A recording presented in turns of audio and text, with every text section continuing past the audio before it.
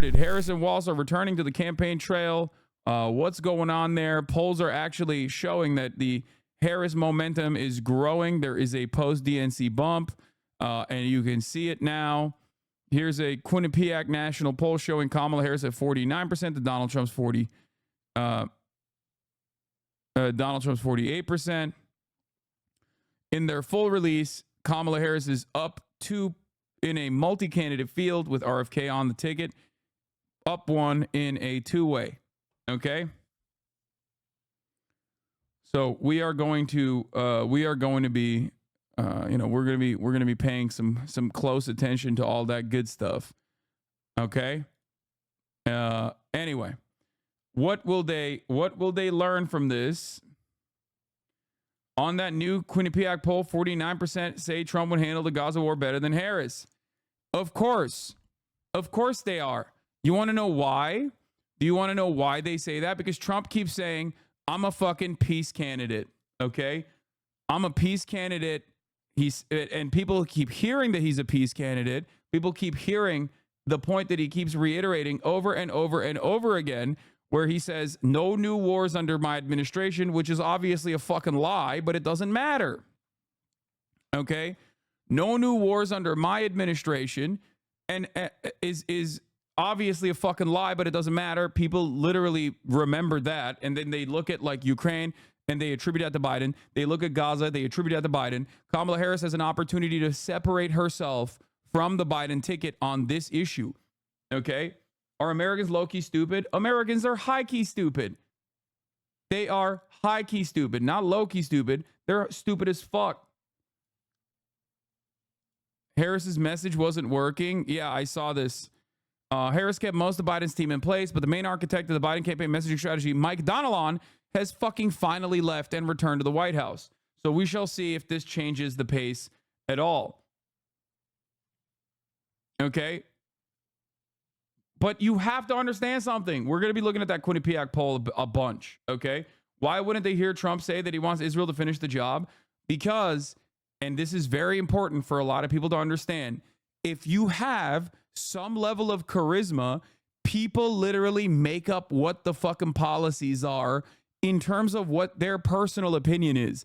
And this especially works when you are not the fucking current president, so you are not currently responsible for the onslaught. So some people look at Trump and think in their minds that he's going to be much better than Kamala Harris and Joe Biden on Gaza. Some and better in terms of like he's going to stop the fucking fighting, okay? Some people look at it and they think, oh, he's going to go extra hard, and then they're going to end up, he's going to give Israel all the tools that Israel needs to finish the job, and then the fighting is going to stop, okay?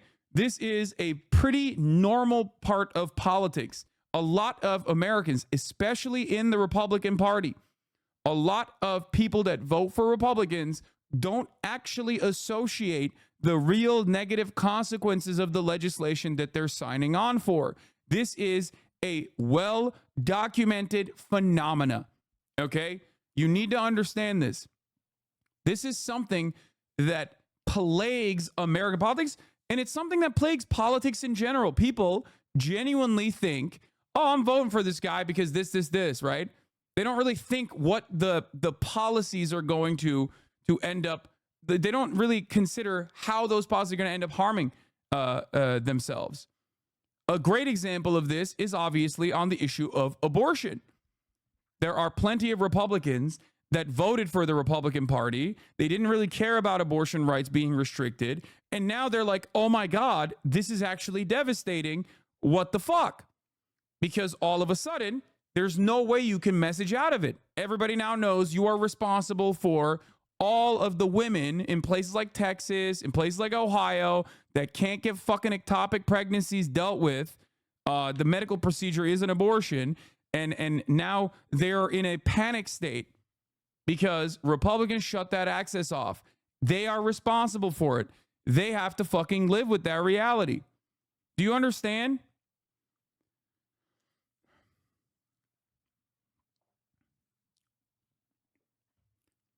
Yeah, Missouri, Amendment 3, enshrine a right to an abortion. Yes. No, 34%. Yes, 52%. President Donald Trump, 54%. Kamala Harris, 41%. Okay? Josh Hawley, 53%. Lucas Kunce, 42%.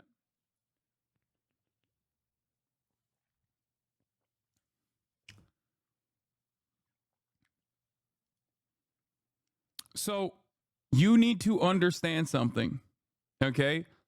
You need to understand something. Americans do not make smart choices when they are voting. Part of that reason is because neither party truly represents their best interests, so politics just gets divvied out to team sports. A lot of people think, oh, I'm voting on harm reduction on the Democratic Party side, but ultimately they're just voting on team sports. Harm reduction is just a layer of moralizing that you are tacking on to why you're making the decision that you're making. So in a way, it's both the dumbest people that don't vote, and it's also somewhat the smartest people that don't end up voting, even if they recognize why they're not voting, or why, even if they recognize it or not, it doesn't matter.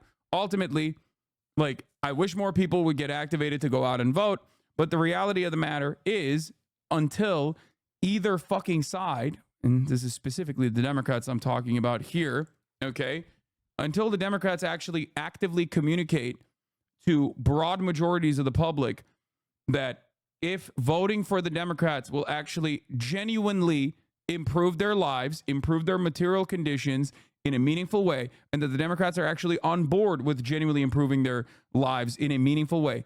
Easy to communicate, easy to understand, responsive policies, right?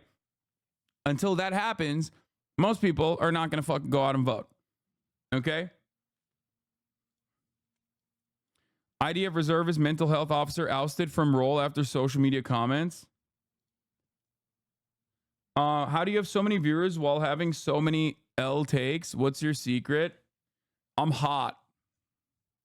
That's what it is. Yeah. It's just like, I think my secret is what you consider to be an L take.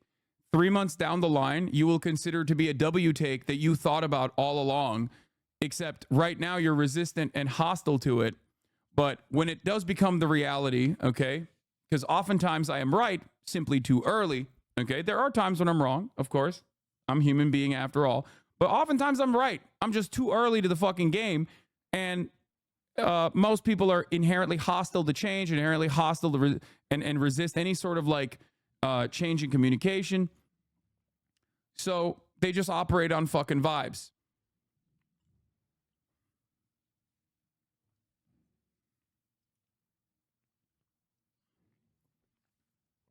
And then 12 months later, suddenly hate you and splinter off into a hater community. Of course. Yeah. I suspect this is already a person there. You know?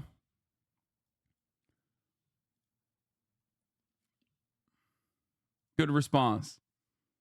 I mean, you're pro-Palestine, it seems. So I don't know why you're fucking what you're considering to be an L take here. And you're anti-smoking, as am I. So I don't know what's going on here. All right, but let's get back to it. Trump is a dream for the status quo. Every push to make the liberal pass common good policies turned down by if you don't vote for us, vote for him. It's the same in France as 2012. Yeah. Do you think voting because of harm reduction is bad? I don't think voting because of harm reduction is bad. I do think, however, that most people don't vote on that basis, and the Democrats don't do enough to actually engage in harm reduction. The harm that they're reducing gets smaller and smaller every election cycle. And that is partially because harm reduction is the only fucking advocacy that they engage in within their own base. And that's really fucking stupid, because you're just missing a massive, massive amount of people that you could be activating, bringing out to the fucking polls. You know? I mean, I don't think that's true with respect to labor or trans LGBT rights. Yeah, again, notice how you're not saying that about immigrants right now, because the Democrats have dropped that from their policies, right? So like last election cycle, you would say that, you would say trans and LGBT rights, and then you would also say immigrants, right? Like Republicans are doing horribly poor things with immigrants, like Democrats will protect immigrants.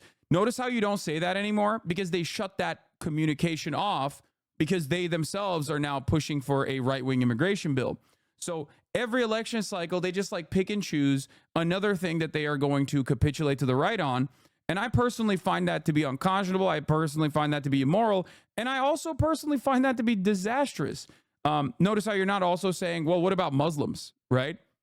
Yeah. What about Muslims? Because that was another good one that you could use if you only cared about harm reduction, right? Oh, Trump will be so much worse on Muslims. Trump will be so much worse on immigrants. Okay, but you're that doesn't mean that this gives you an opportunity to be fucking harmful yourself, right? So that's it. There is obviously issues where the Democrats are genuinely better than the Republicans on. That's abortion and protecting the medical decisions that people make. And that's a huge issue. Problem is, you know, when you got Trump at the top of that ticket, it seems to me like obviously in a place like Missouri, people are still voting for abortion, but also simultaneously voting for Donald Trump. Okay? Chomsky made a good point about voting, and that's something you just do, and then you get back to the real work of organizing and growing a movement. Yeah, it's the voting is still the least consequential, most significant thing you can do, for sure. And I understand the argument that Chomsky is making, even though he is 850 years old. He was there when democracy was invented. He knows a thing or two about that sort of thing, right? However, having said that, a lot of people don't operate on that basis. This is what I'm simply stating. It's like harm reduction over and over again is not going to carry you across the finish line, okay? Harm reduction didn't carry the Democrats across the finish line because you can't out-compete. You can't out-harm reduction argument your way out of a bad candidate or a bad campaign. Hillary Clinton demonstrated that reality, right? So that's precisely the reason why I always say, like, you know, you could say harm reduction all day, every day. This is not one of those communities where that shit's going to fly in general, because I'm analyzing the actual policies and the impact that those policies have on people's lives.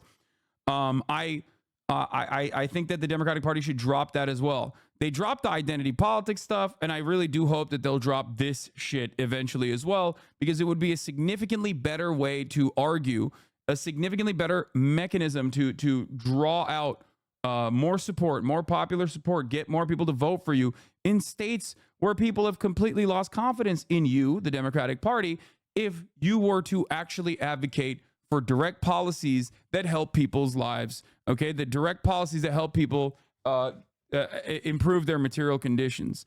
That's what politics is. What are you going to give me at the end of the day is a real simple question that people must ask. And the Democratic Party's response can't simply be, well, we're better than the Republicans, marginally better than the Republicans. You know what I mean? It's not going to work. And it doesn't work. Demonstrably, it doesn't work. I don't know the reason why they do this, but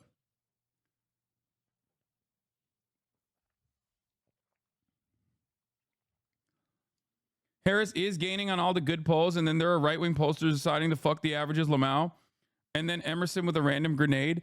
Yeah, the thing is, Kamala Harris gaining on all of these good polls simply does not carry her across the finish line. If you recall, these are still within the margin of error. That's number one. It just simply shows that momentum is on her, is favoring her at this time. None of these polls actually show that Kamala Harris is definitely winning tomorrow. Okay? This is something that you have to remember. Now, obviously, post-convention bumps don't necessarily immediately lock you in. If that was the case, the caucus would have been president. You know what I mean? Like, I think he got like a 12-point bump after the convention. Obviously, it didn't fucking matter. So, even with all of that, even with all of the, like, I obviously do care about polling. I'm not going to fucking sit here and be like, oh, it's 2020, polls were misleading. I'm not going to say that. 2016 was the last time that polls were like definitely off base. This shows momentum. That's a good thing. However, even if they showed a massive increase, right, post convention, for example, it still wouldn't necessarily mean all that much in terms of like what things may look like come November. Okay, I am a poll believer, as in like I do look at polls. I look at and analyze polls on a regular basis when the election cycle comes around. But having said that, it's not the end all be all. There are examples where people are doing well post convention, get a big bump after convention, and then they end up losing. There are examples where obviously you don't see a massive bump post the convention and you end up winning. So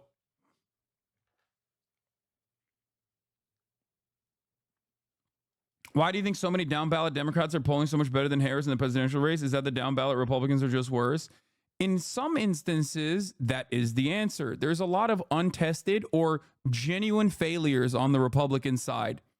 Untested in the sense that like they have no fucking long-term tenure that you can point to, like Carrie Lake, who is a fucking freak and a weirdo, and like she's gonna get absolutely destroyed in Arizona. You have that guy, the troop that was exploded in Nevada, for example, who's not even from Nevada, but he's like running.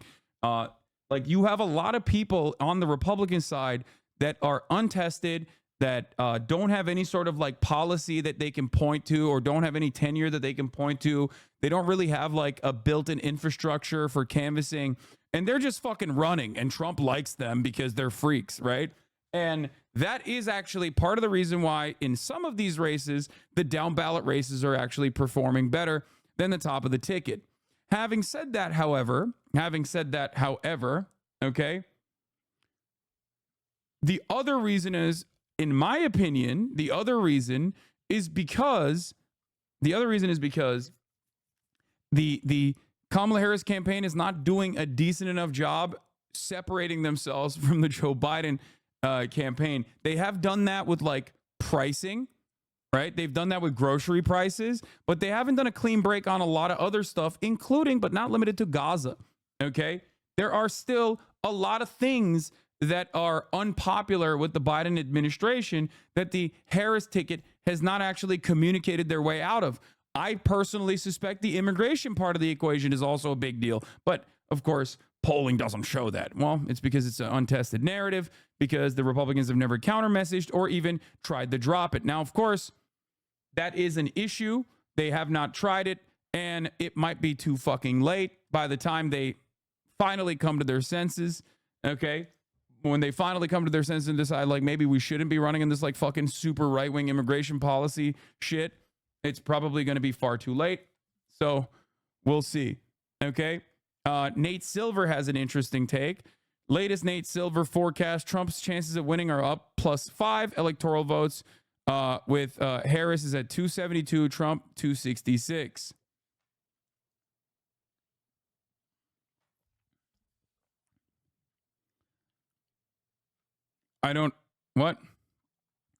Who is favored to win the presidency? Chance each candidate has of winning the electoral college or the popular vote in 2024 presidential election, and our best predictions on the outcome based on 40,000 simulations of our model. Harris's electoral college victory probability is at 47.3%. Trump is at 52.4%. But the popular vote probability, Harris is at 63.8%. The predicted electoral college, the predicted electoral votes that she arrives at is 272. The predicted popular vote share is at 50.3%. Wait, I don't understand how this works, though. Check his PA analysis. It's in one of your tabs. Yeah, I want to see what Pennsylvania looks like, because this race is going to come down to chance of winning is based on Nate Silver's model. Predicted electoral votes is based on just polls. His model thinks Kamala should have had a much larger lead in PA than polls are showing. It's cooking her in his model. Yeah, I think this race is going to obviously come back. This race is going to come down to Pennsylvania. And obviously Trump knows that. They're playing defense in places like North Carolina. They're pumping a little bit in places like Georgia. But ultimately, I think it's just, Pennsylvania is the major part of this problem. And she's showing another problem. It's been a while since we've seen a poll showing Harris leading in Pennsylvania. High quality poll showing Harris ahead in PA would make a big difference right now.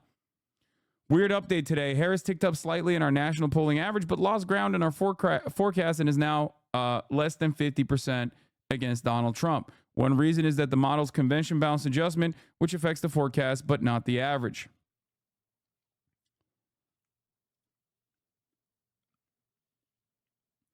There's a large population of Arabs and Muslims in PA. The Gaza genocide could lose it. 170,000 registered Muslim voters. Kamala Harris needs every fucking vote she can possibly pick up. And what I find very frustrating about this, beyond the fact that every time I say at the top of the hour there's a 3-minute ad break, you guys fucking perk up, and it annoys me and it like fucks up my flow, even though there is a 3-minute ad break at the top of the hour. And if you no longer want to see those ads, all you need to do is subscribe for $6 or for free with a Twitch Prime by connecting your Amazon Prime account to your Twitch account. When you get one free Prime subscription a month, you can also get gifted a sub if you're lucky. Here's a 3-minute ad break now. What's really endlessly frustrating about this, what's endlessly frustrating about the Kamala Harris campaign strategy so far is that there are votes waiting to be picked up. There are votes waiting to be picked up. There is momentum that they can add to the Vibes campaign. However,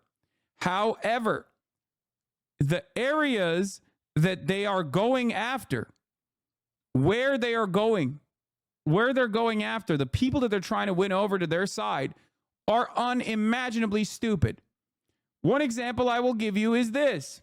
Okay, I saw this earlier today.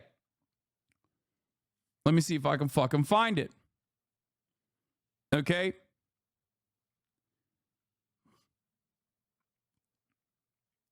Let's see. There's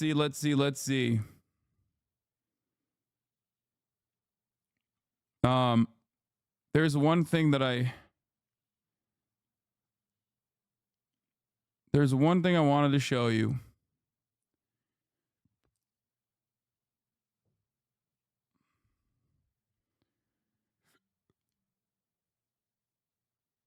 Where the fuck is it?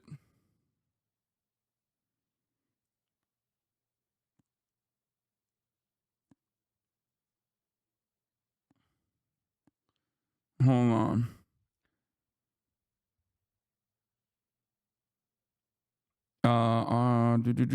Where the fuck is it? God damn it. Oh, here. This is the what I wanted to show you. Looks like some marginal voters don't have to try very hard to get meetings, huh? Says Edinger Mentham. Here it is. Haley Voters Working Group. Thank you to the Harris campaign for joining our group for the 3rd time tonight. We've appreciated your engagement and the time you've shared with us, respectfully discussing how to win over Haley voters on the fence. I am losing my fucking mind. What are you doing? What are you doing? There are hundreds of thousands of people in every single state that you are currently either barely defeating Donald Trump on or losing to Donald Trump on, depending on which poll you're looking at. And they are straight up going after a group of like 50 fucking voters of a candidate who has endorsed Donald Trump. Please stop doing this. What the fuck are you doing? Are you fucking insane? What are you doing?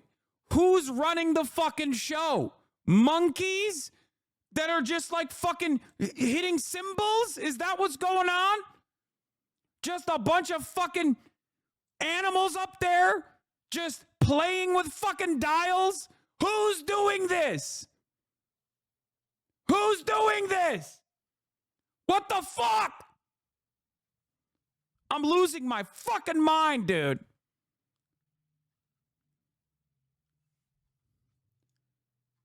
Holy shit.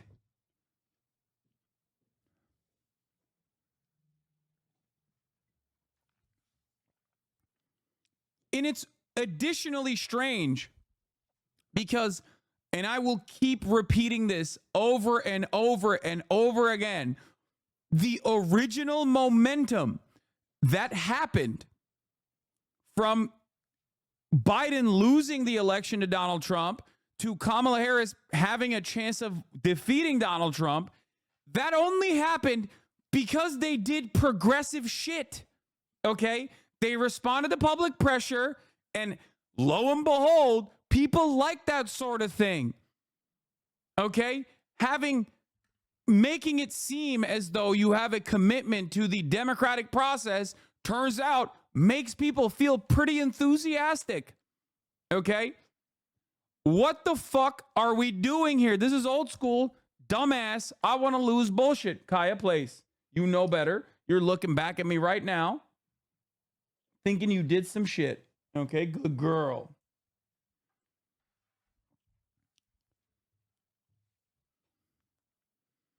The only reason they're doing this is because the coalition will hold once the genocide in Gaza gets worse, and 2, we go to war with Iran and China. I guarantee it. Democrats care more about genocide and capitalism than winning elections. Nothing new here. No, dude, that's crazy. Okay, that's crazy. That's crazy. That's crazy. Also, I'm talking to the fucking voters here.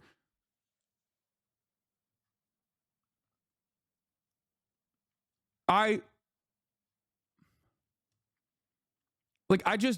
don't get it. I don't get it. Like, how do you end up doing something? How do you end up making decisions that actually are bangers? Okay. And you immediately get this big boost. You get this response. So many people doubt your ability to finally fucking like take this bold step forward and actually get like noticeable and immediate changes in the way that people fucking view the campaign. And then you just go, okay, we're done. We did enough. Like, I don't understand it. I don't understand it. This does not mean that the Kamala Harris campaign is going to fucking lose, okay? I'm not saying that at all. They are doing very well so far, okay? They're doing very well so far. But that can fucking change, okay? While they have the foot on the gas, they should be pumping it even harder instead of trying to desperately cut away at this momentum. Walz is outstanding. Best VP pick of my life. I know. That's why I don't get it. I don't get it. Why the fuck did you do that? If they had went with Josh Shapiro, okay, I'd be like, this is classic Democratic Party shit, you know? Classic. They went with what they perceive as the safe choice, even though it's not a safe choice. But what they perceive was like the calculated safe choice, okay? Somewhat conservative governor in a key state that they have to win. It's a must-win state. And they didn't do that. They didn't fucking do that. They went with Walz, which locked them into at least messaging around progressive policies. So I don't understand why the fuck they're like not continuing along with that, like with that agenda. Haas, what don't you get? Dems want to win, but in a certain way because they run by their donors. It's fine. Okay. Modeling your election strategy off of likely Republican voters is insane to me.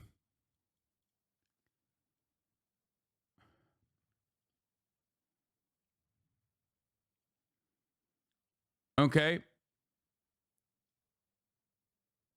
If Kamala loses her followers, will 100% blame Arabs and Muslims. They'll take off the mask and start saying the most racist, dehumanizing shit you've ever heard. I can already feel it. I mean, they're already saying that.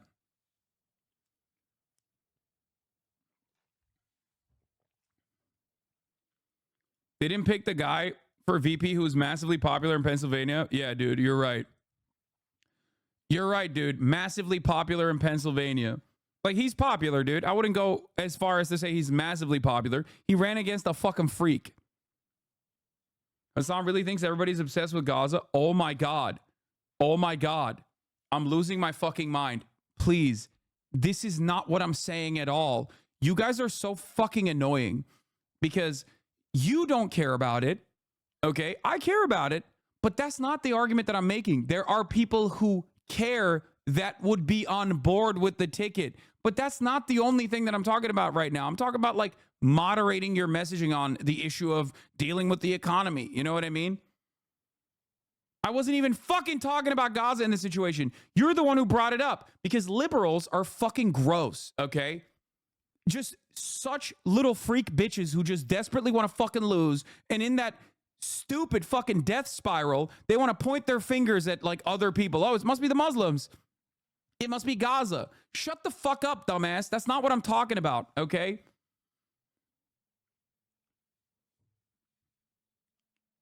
That strategy worked so well for the Dems last election cycle that Trump gained 20 million votes. Yeah, I'm like, I'll literally be talking about fucking healthcare. I'll be talking about like genuinely actively communicating policy prescriptions to people's like people's problems that they perceive in their day-to-day lives and like running a campaign on issues like that, okay? Not like a boring, annoying, nerdy Elizabeth Warren style campaign, but like closer to a Bernie, like a populist campaign where you're like, people are suffering, we're going to solve it, okay? We're going to put more fucking bread on your table. We're going to make sure that it's easier for you to have a roof over your fucking head. We're going to solve these issues, okay? If they did that, people would respond to it. People would respond positively to it. And it's crazy to me that, like, there's Democrats in here who turn around and go, oh, well, actually, you think everybody cares about Gaza. First of all, why are you openly admitting that, like, Americans are selfish, bloodthirsty fucking losers when there's a goddamn genocide happening and they don't give a fuck? Secondly, you're objectively incorrect. Obviously, it's not the most salient issue for a lot of Americans, but plenty of Americans, like broad majorities of Americans, want to fucking stop the fighting in Gaza, okay? So shut the fuck up. You're objectively wrong on every aspect of this conversation. Like, I don't understand it. I don't understand why you can be so wrong and so confident in how fucking wrong you are. Ain't nobody's here saying, like, oh, the number one thing that Americans care about is, like, the ongoing genocide in Gaza. I never said that. I don't believe that, okay? Because that is objectively not true. But according to the CBS poll, 61% of Americans oppose weapons aid to Israel's assault in Gaza. 77% of Democrats and 63% of self-identifying moderates reject U.S. weapons aid to Israel. 77% of the under 30 demographic oppose weapons aid to Israel. 75% of black Americans, 66% of women, 56% of white college graduates. This is not, like, this is just an easy gimme, okay? It's just waiting right there. You're talking about hundreds of thousands of voters across multiple fucking states, especially when you are in margins of barely fucking getting a victory in a lot of these key states that you have to get. When you say every vote counts, and then you fucking turn around and go, but not those votes, well, then every vote doesn't count. That's an easy dub. It's sitting right there. Fuck.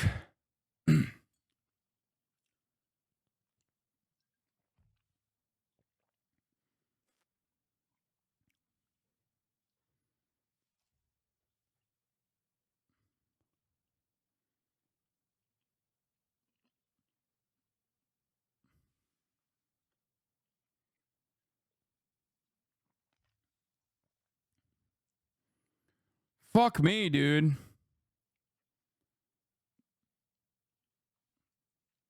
Like, it's just right there, dude. It is right there, okay? It is right there. Easiest dub of my life. Okay? Easiest W of anyone's lives is just standing right there. It's like marijuana decriminalization or legalization at the federal level. It's a thing that the Democrats could just do tomorrow and people would be on board with it. Okay? It's one of those things. It's like, it's just there. And they never hit that button, ever. I don't know why they're so scared of hitting that button.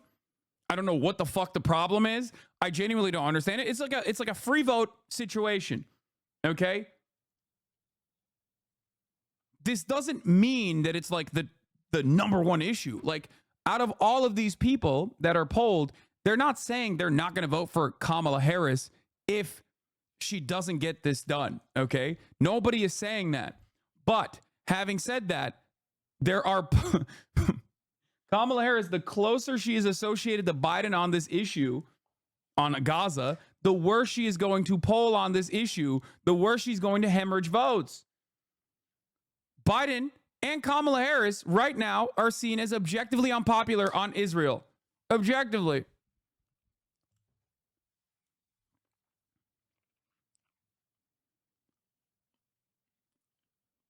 How would you understand how interlinked? How do you understand how interlinked we are with Israel and now understand why Kamala won't break away from Biden on this law? Shut the fuck up, liberal. How do you understand how interlinked we are with Israel and why Kamala won't break away from Biden on this? It doesn't change my opinion on the matter. She has to do this, okay? What do you mean? She has to do this, and I'm going to keep repeating why it's a good idea to do this.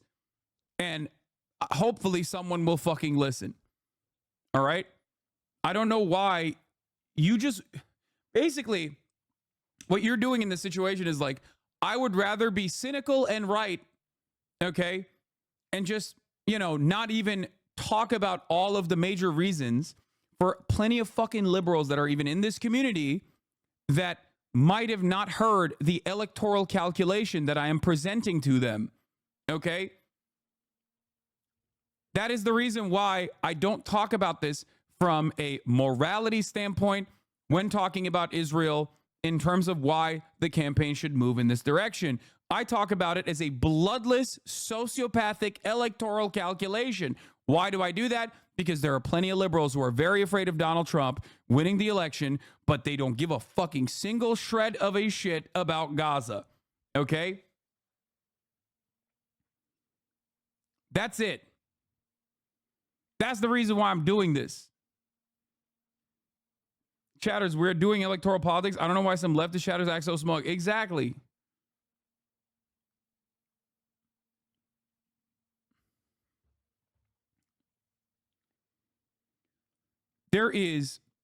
I've said this since early October, okay?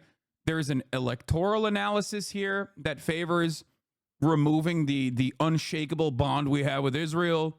There is a State Department continuation of your American hegemonic superpower status argument to make.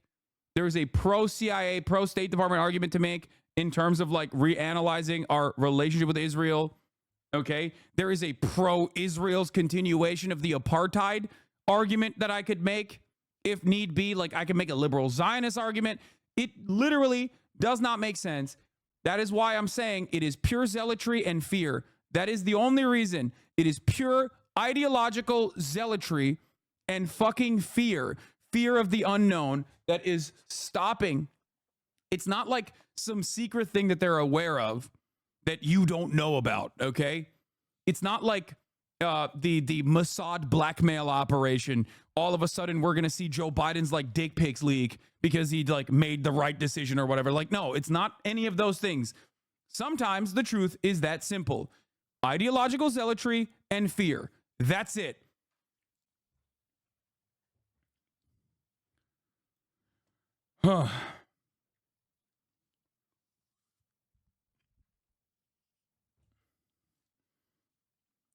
As a reminder, chat, AIPAC is not unbeatable and is not so powerful as they want you to believe they are. Exactly. They've dumped 100 million so far.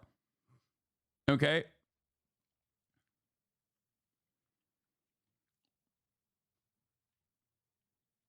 I mean, I would take a peek. Yeah, we're not going to see Joe Biden's meat anytime soon, but you already know it's big, okay? Hunter Biden's cock is relatively large. His brother's penis is relatively large. He probably has a fat one. Let's be real, okay?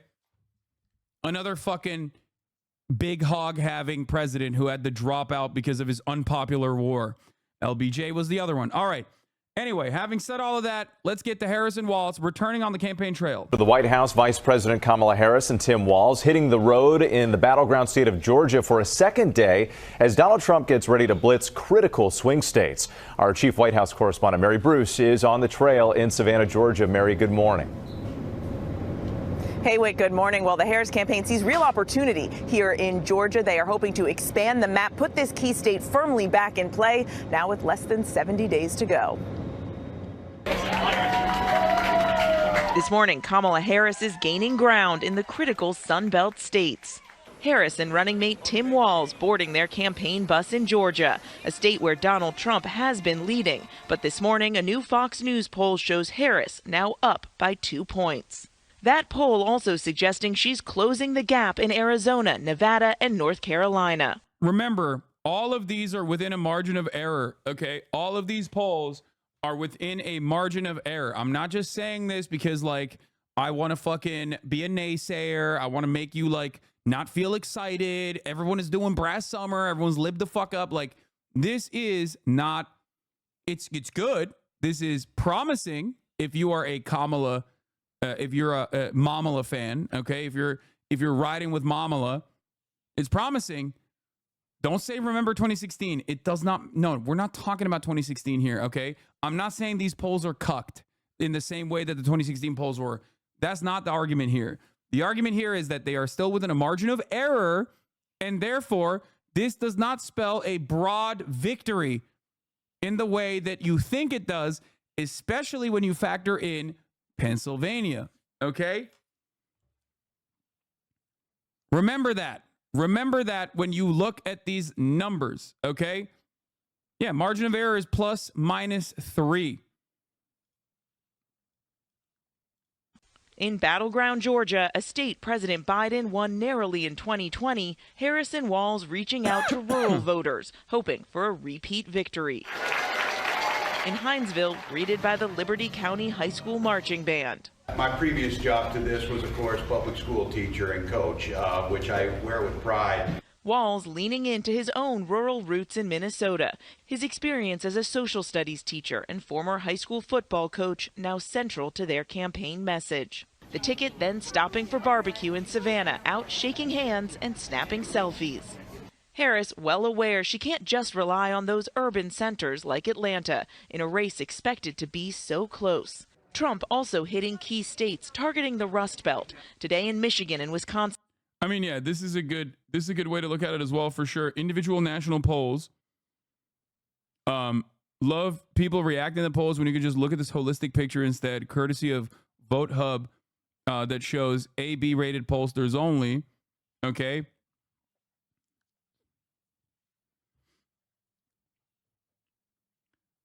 National polls not a measure you're looking for, then look at state polling instead. Battleground state polling averages. It's still within the margin. Okay, it's still within the margin, and it's promising for Kamala Harris's campaign, but you have to understand it is absolutely still within the margin of victory or defeat. Before heading to must-win Pennsylvania. Just because of the way votes total, most past the 270 involve PA. To win without PA, you would have to win most of the rest of the swing states. Yeah, Arizona, Nevada, Wisconsin, Michigan, North Carolina, and Georgia. Doing that and losing PA is pretty unlikely. Yeah, there is no pathway to victory where you win Arizona, Nevada, Wisconsin, Michigan, North Carolina, and Georgia, and then fucking lose Pennsylvania. That'd be insane.